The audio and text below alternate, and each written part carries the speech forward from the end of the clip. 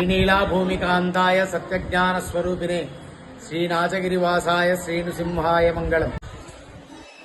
తెలంగాణ రాష్ట్రంలో రెండవ యాదాద్రిగా పేరుగాంచినటువంటి సిద్దిపేట జిల్లా వర్గల్ మండలంలోని సుప్రసిద్ధ క్షేత్రం శ్రీ నాచగిరి లక్ష్మీ నరసింహస్వామి వారి యొక్క సన్నిధిలో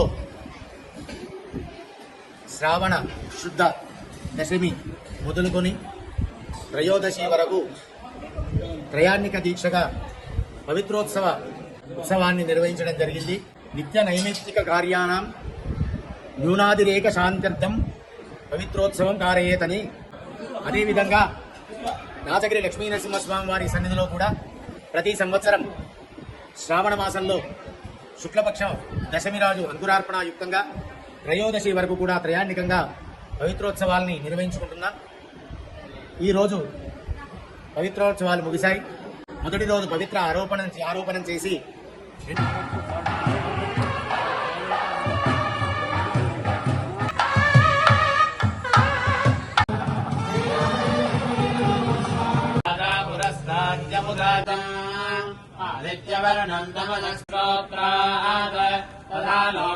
చివరి రోజు మహాపూర్ణావతి కార్యక్రమాన్ని నిర్వహించుకొని పవిత్ర అవరోపణం అంటే స్వామికి ధరింపజేసినటువంటి పవిత్రాలన్నీ కూడా మళ్ళీ అవరోపణ చేసి స్వామికి స్నపన తిరుమంజన జరుగుతుంది.